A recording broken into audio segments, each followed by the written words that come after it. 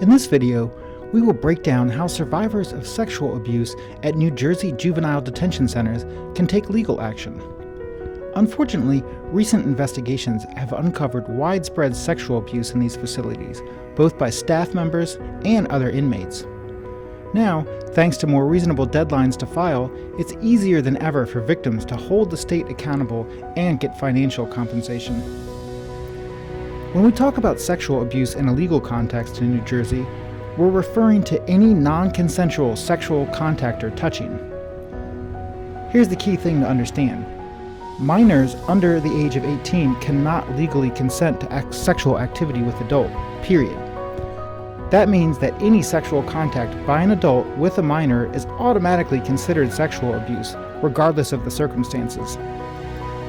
So if you or someone you know was subjected to any type of sexual misconduct while detained at a juvenile facility in New Jersey, you may have the right to file a lawsuit.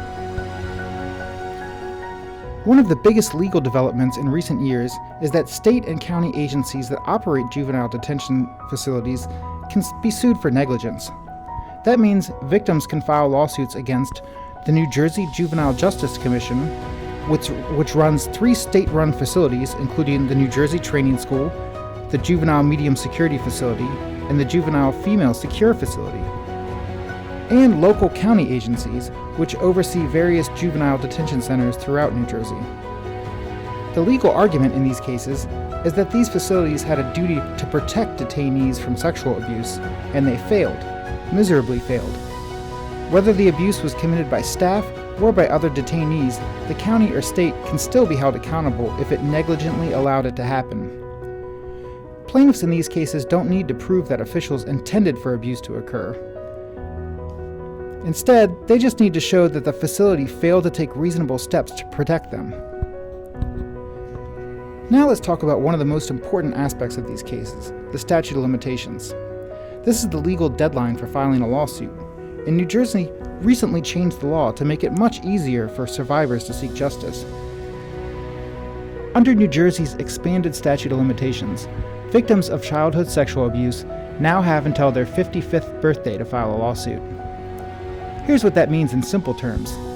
Even if the abuse happened decades ago, you still have time to take legal action as long as you haven't turned 55 yet. Even if you're over 55, you may still be able to file a lawsuit if you discovered the connection between the abuse and your trauma later in life. This is called the discovery rule. Why is this change so important? Because many survivors of childhood sexual abuse don't come forward until much later in life, sometimes in their 30s or 40s or even beyond. So this law went into effect, and now a growing number of lawsuits have been filed against juvenile facilities in New Jersey for past abuse.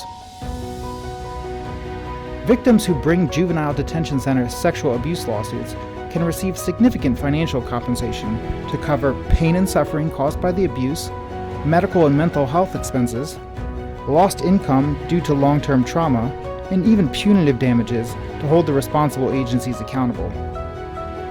These lawsuits are about money. That's how our civil justice system works. But they're also about something else for victims, forcing real accountability on the institutions that allowed the abuse to happen. If you were sexually abused at a New Jersey juvenile detention center, you still have time to file a lawsuit, but you need to act now to protect your legal rights. Call our sex abuse lawyers today at 800-553-8082 for a confidential consultation. We'll listen to your story, explain your options, and help you hold the responsible parties accountable.